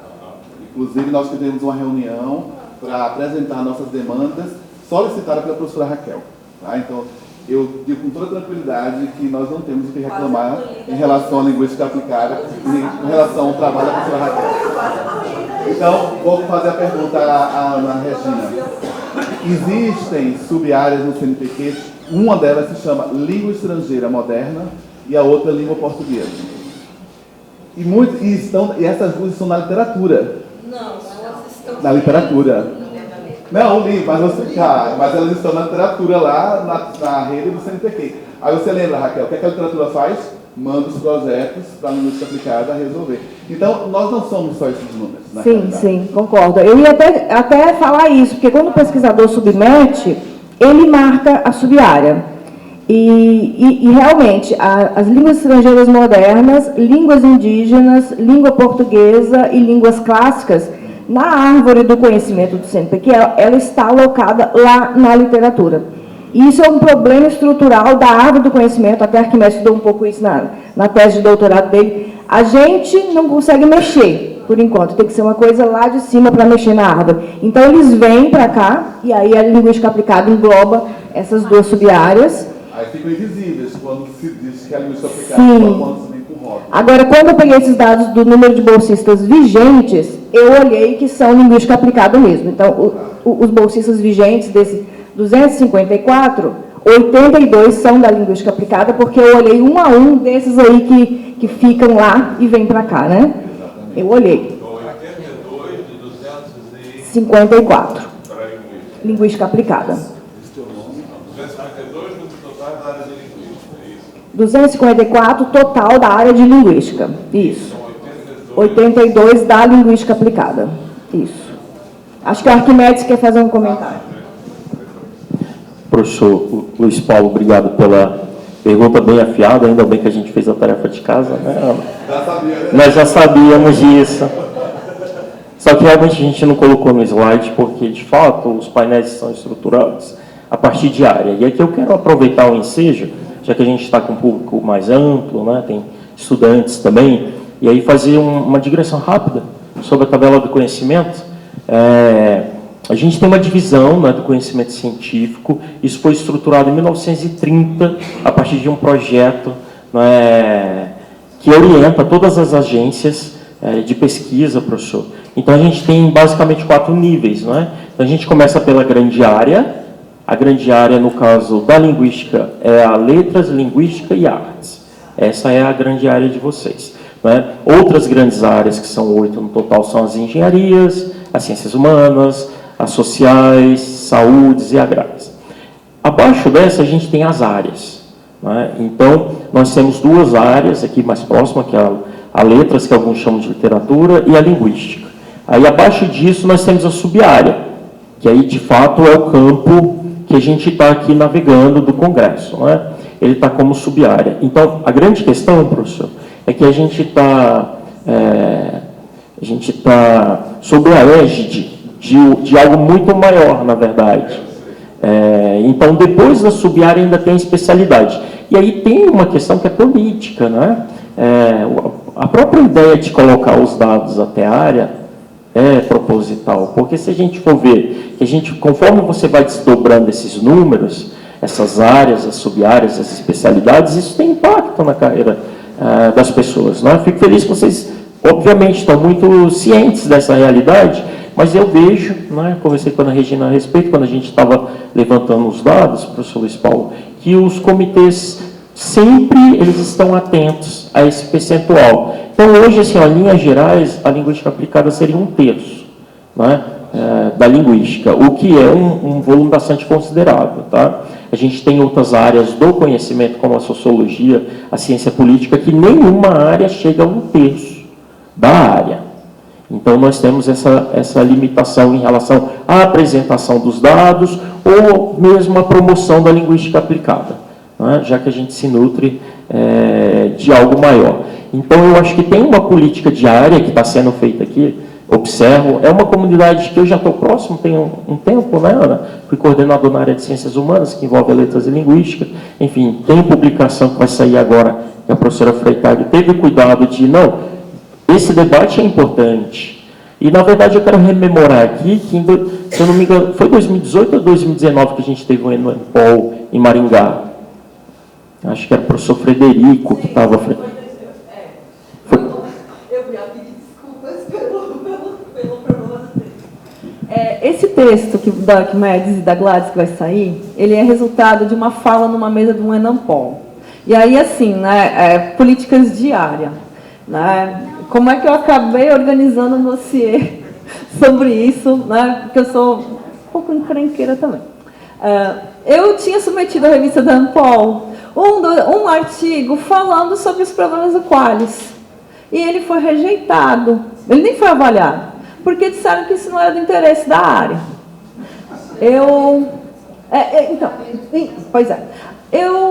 tinha já bebido um pouco, e eu respondi para o meu coautor, que era o professor Miguel, que era o presidente da Abralim, na época que eu era vice, e eu escrevi dizendo assim, puxa, se a avaliação de periódicos e qualis não é do interesse da revista da ANPOL, onde eu vou publicar isso? Eu achei que eu estava respondendo só para ele. Eu respondi em cópia para todo mundo. Eu respondi em cópia para todo mundo. No outro dia eu fui ver o estrago e, para minha surpresa, me disseram que a gente deveria rever a revista da ANPOL não deveria ter excluído. Aí, tempos depois, encontrei uma das editoras que me contou do episódio de que um texto em que apresentava o panorama da área. Então, assim, por isso que vai sair um texto de 2000 e... Assim, eles apresentaram agora dados de 2024, vai trazer dados até 2028, não está meio atrasado? Assim, tá por culpa nossa. Né? E eu pedi desculpas, né? E disse, olha, por favor, ressubmete aquele texto, porque a gente tem que considerar isso. E, assim, né, como a ANPOL junta os programas de pós-graduação de todas as áreas da LL, né, linguística aplicada, literatura, tradução, a gente precisa também ter dentro da revista da ANPOL, que eu acho que é o território mais abrangente aqui, uma seção para escrever sobre políticas de área, porque senão fica as notas, por exemplo, coisas que comitês de avaliação fazem, ou fica socializado entre a gente, vai passando por uma memória, né, de tradição oral, ou a gente tem um espaço para publicar assim, ó, relato do julgamento tal, a gente não vai dar os detalhes, mas a gente pode dizer, olha, no julgamento tal nós notamos uma tendência acentuada disso, precisamos priorizar isso, notamos a ausência, porque a gente nota as ausências, né, um tempo atrás a gente não tinha bolsista de produtividade no Amapá. Não tinha bolsista de produtividade na nossa área. No Acre, a gente tinha zonas sem bolsista de produtividade. Então, isso envolvia... Então, a gente precisa ter um espaço para esse registro e que ele circule mais entre a gente para a gente poder discutir isso. Obrigado, Raquel. Professor, a professora está aqui. Foi chamada assim. Por favor. Obrigada, gente. Desculpa mudar o foco do debate. Queria agradecer, meu nome é Larissa, sou professora lá da Federal de Uberlândia. Queria agradecer as falas, né, de vocês, elas foram muito interessantes, né? Queria puxar um gancho do que a Raquel falou sobre inteligência artificial e sobre soberania tecnológica. Porque eu entendo que as questões de sub-área sejam importantes, mas eu acho que a gente está vivendo um momento político histórico que é muito urgente, que tem a ver com a crise climática e que tem a ver com a soberania tecnológica. E eu queria ouvir do CNPq se existe um projeto, né, enfim, alguma coisa pensando nessa soberania tecnológica da máquina pública brasileira, porque eu não sei se vocês ficaram sabendo, saiu um trabalho recentemente falando que só no ano de 2024 e 2025, o Brasil gastou 10 bilhões de reais alimentando o Google, a Microsoft e o Oracle. Desde 2014, são 23 bilhões de reais que saem do Brasil para alimentar Big Techs.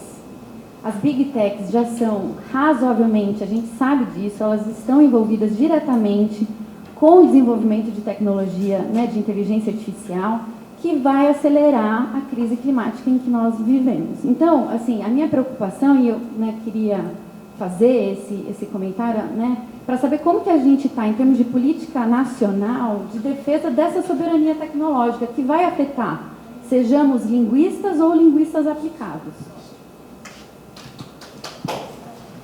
Obrigado, professora. Larissa, obrigado pela pergunta. Acredito que eu sou bastante apropriado para respondê-la, já que estou gerente de plataformas, serviços digitais do CNPq. Então, a minha grande área é as ciências humanas, né? Sou sociólogo de formação, mas estou navegando nesse campo atualmente. E essa pergunta, ela se coloca aqui, a professora Freitag já destacou alguns elementos, mas é legal a gente ampliar esse debate, não é? Vejamos, no cenário do CNPq, nós criamos a plataforma Lattes na Rede Mundial de Computadores em 1999.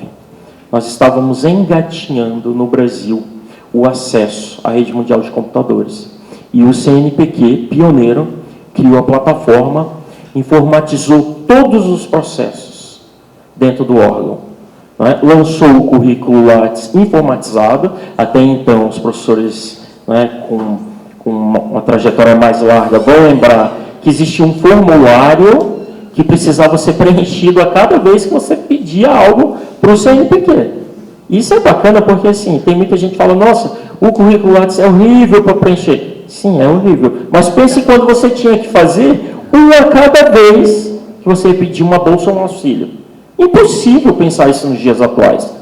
Então, o CNPq, pioneiramente, lançou a plataforma Lattes. Ela foi desenvolvida como uma ferramenta interna, em parceria com a UFSC, né, Federal de Santa Catarina. Olha aqui, uma das nossas pioneiras do currículo. Então, o que ocorre? Essa é a maior base da ciência nacional, da base de dados. Vejam, em um contexto que nós estamos pagando dezenas de milhões para acessar plataformas desenvolvidas pelo mundo corporativo, basicamente do norte global, nós temos uma ferramenta nacional criada dentro do serviço público, né, no ar 24 horas, apesar dos problemas, mas que a gente está avançando ultimamente, até saíram algumas novidades, que eu acredito que vocês já viram. Agora a gente está identificando população PCD, nós demos autonomia para o usuário, o que ele quer que seja público, o que ele quer que seja privado. Então, por que eu estou fazendo esse comentário, essa digressão, Larissa? Porque nós, na área de ciência e tecnologia, nós somos um exemplo para o Serviço Público Federal. Porque existem vários setoriais que absolutamente todas as ferramentas são pagas, controladas a partir do exterior. E eu digo isso porque esse é um outro patrimônio que nós temos. Nós estamos, e aqui eu estou comentando algo que é um pouco mais privado, mas até aqui eu posso ir. Nós tivemos recentemente uma empresa mundial, tá, do porte de uma Shell, mas na área de editoração, que teve a pachorra de nos escrever, pedindo um acordo, vejam isso, um acordo com o CNPq para acessar todo o nosso conteúdo da plataforma Lattes. E, em troca, nós íamos ganhar um acesso limitado de 1 ano para uma ferramenta deles. Pasmem, pessoal, que nós recebemos isso no Conselho. Tá?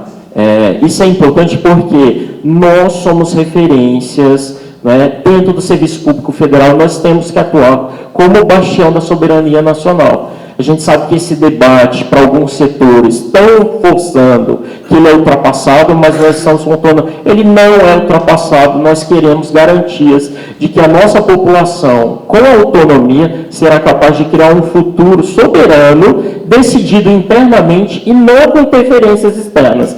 E a ciência passa por isso.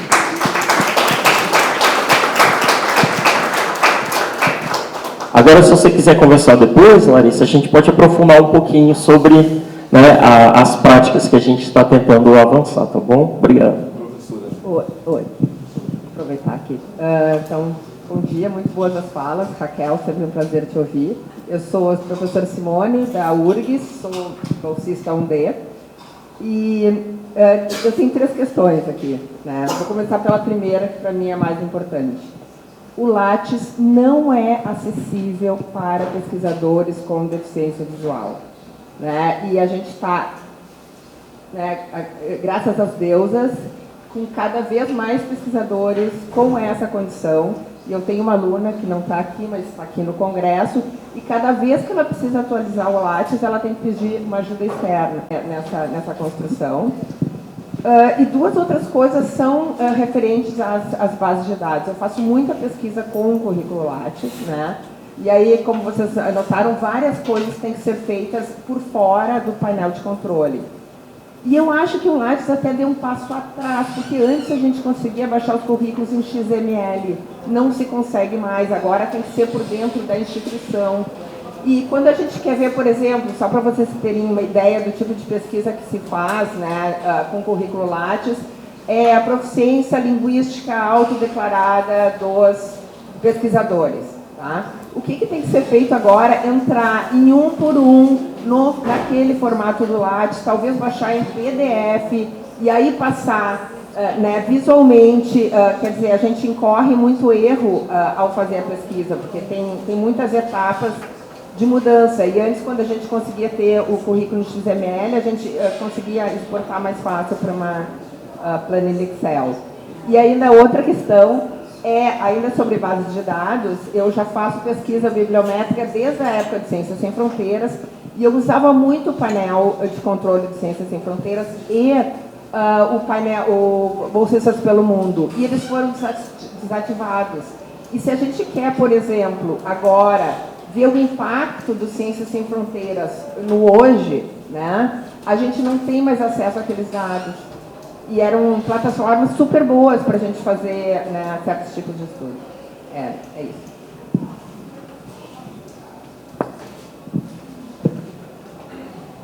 Professor Wagner, quer fazer um bloco de perguntas para a gente responder? É que estou preocupado com o tempo. Tudo bem, Adriana.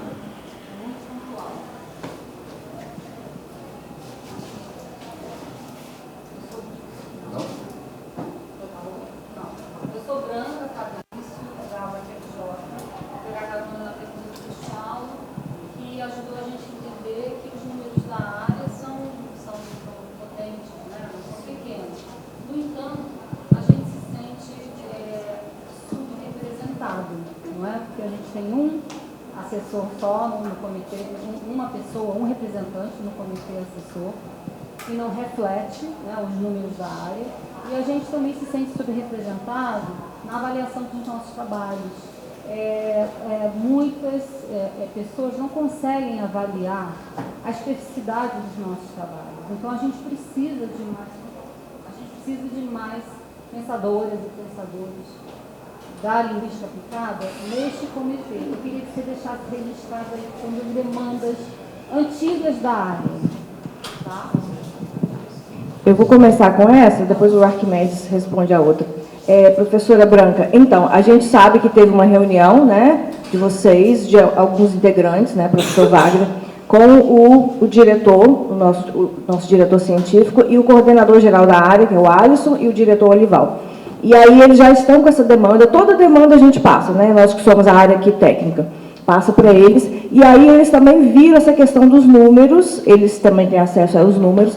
Atualmente, como eu falei, a área tem mais ou menos 32% de bolsistas da linguística aplicada. E aí, de certa forma, se reflete em um membro dentre os 4.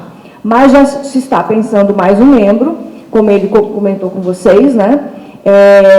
Que seja um membro. Essa questão de membro titular e suplente, às vezes é porque a vaga que tem ali eles colocam, mas isso não se reflete no julgamento, porque costumeiramente os membros suplentes participam de quase todas as chamadas, com raras exceções.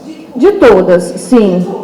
Porque a demanda está alta da área, né? E às vezes a gente precisa de um convidado, né? Como da última demanda PQ, a gente convidou a professora Glenda para participar. Mas essa demanda já está consolidada, seja com o coordenador técnico, coordenador geral e a diretoria. Foi ótimo vocês participarem dessa conversa, né?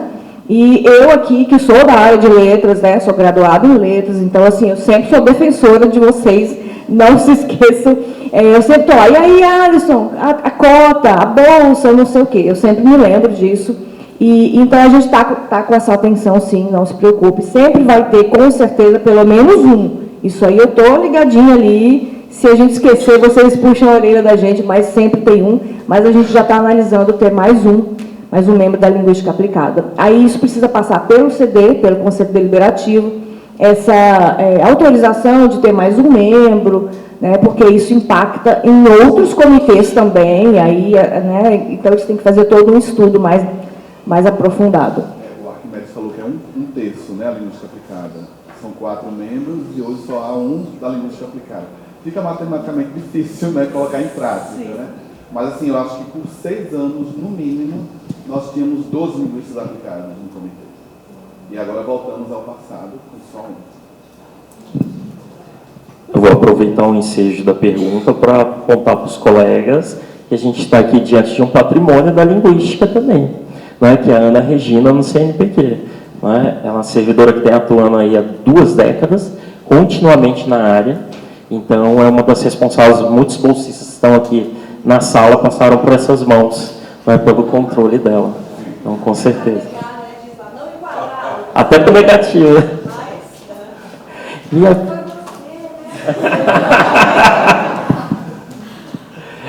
agora, agradecer a professora Simone pela pergunta sobre o Lattes e ampliar um pouquinho o debate. Eu gosto sempre de a gente colocar um pouco do cenário, não é, do estado da arte, já que a gente está no campo acadêmico, então eu acho que isso é bacana. Eu acho que a gente sempre está tentando expandir o debate para a política científica, não é? Como um todo, que é o campo a partir do qual a gente atua. E fiquei muito feliz que a professora Freitag tenha apontado que, se a revista da Ampol não é o espaço adequado para a gente discutir a política científica diária, onde seria? Não é? Porque nós já tínhamos submetido com a professora Gladys e eu esse artigo e levamos uma porta na cara. Falamos, isso aqui não é conosco. Enfim, guardamos o artigo e depois surgiu aqui a nossa professora Freitag, falando, Arquimedes, resubmeta. Então, dentro disso, sobre as plataformas, professora Simone, a gente passa pela situação que aquele que é pioneiro, se ele não continua na liderança, ele passa por uma situação que a gente tem chamado de aprisionamento tecnológico, que é o seguinte, você pode ser pioneiro, mas você precisa manter o investimento para que você consiga com que a sua ferramenta seja sempre viável, atualizada. E aí, no caso do currículo Lattes, de fato, nós temos um problema severo nele, e aqui eu vou aproveitar o ensejo, não é apenas no currículo Lattes, é também na plataforma Carlos Chagas. Eu, inclusive, diria que a Carlos Chagas é ainda pior. Né? Elas não são acessíveis nos marcos que nós conhecemos.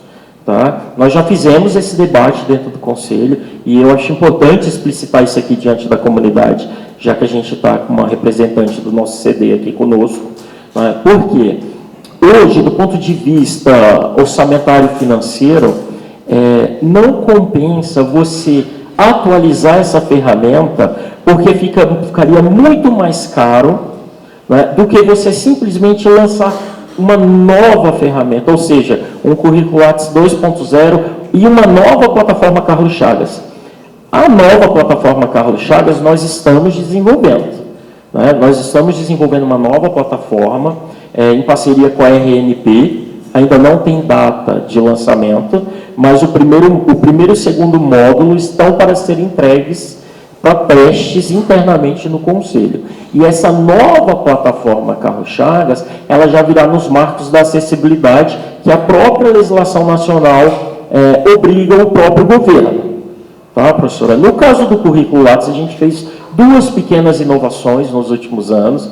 Nós disponibilizamos o contraste. Então, vocês vão ver lá em cima que tem contraste e aumento da fonte. Nem isso nós tínhamos. Então, nós colocamos isso, se eu não me engano, foi no ano passado, mas isso não abarca toda a comunidade, né, atingida pela questão da falta de acessibilidade. Você atinge ali as pessoas com baixa visão, mas, assim, é um percentual, é uma fração, né, da população com deficiência. Por outro lado, a questão do XML, professora. Eu concordo contigo, eu também considerei um retrocesso, mas nós fomos obrigados a retirar o XML por conta da LGPD, tá bom? Infelizmente, vejam que é uma batalha, na verdade, né? E os professores que estão aqui dentro do serviço público conhecem bem isso, né? Você avança de um lado, você puxa de outro, você planeja, aí vem uma nova legislação e derruba aquilo e fala, gente, a gente está retrocedendo. Tem um monte de pesquisadores que nos escreveram, professora, falando, olha, vocês derrubaram a minha pesquisa. Eu utilizo esses dados. E aí aqui, professora Simone, foi boa a tua pergunta, porque eu quero detalhar que nós temos uma ferramenta, ela é uma ferramenta institucional, somente as instituições podem acessar, que é o extrator Lattes. O extrator Lattes, ele faz um uso privilegiado das informações contidas no currículo Lattes, de forma estruturada, e lá sim nós disponibilizamos o XML. Então, professora, se a senhora quiser, depois pode entrar em contato comigo diretamente, eu providencio o contato para a senhora do responsável técnico na Federal do Rio Grande do Sul, né? Na URGS, que é responsável pelo extrator Lattes. E aí a gente pode passar um IP diretamente para a senhora para continuar acessando os XMLs. Nós já fizemos isso antes para a USP, podemos fazer, né, com todo cuidado também para a URGS. E, por fim, sobre o painel dos bolsistas pelo mundo, né, nós substituímos essa ferramenta por um dos painéis que nós apresentamos na oficina na segunda, que é o painel de vigência. Eu não sei de imediato, professora, se lá vai ter todos os dados que a senhora trabalhava no outro painel. De fato, ele foi descontinuado, houve uma análise estratégica de que os dados cobriam, né, um percentual, um montante de dados que não cobriu o todo. Então, por isso, a gente avançou para esse novo painel. Mas aí, no e-mail que a gente trocar, vamos passar todos esses pontos até chegar a um denominador comum. Bom, obrigado. Gente, nós avançamos 25 minutos, então precisamos encerrar só um momentinho. Eu gostaria de agradecer a Ana Regina, ao Arquimedes e a Raquel, e em nome da Lab dizer que vocês, os três, são extremamente importantes para a linguística aplicada e que a Lab está com as portas abertas para quando vocês quiserem desenvolver uma interlocução com os linguistas aplicados. O professor que também quer falar. Eu queria dizer que nós também temos muito orgulho do CNPq. Obrigado.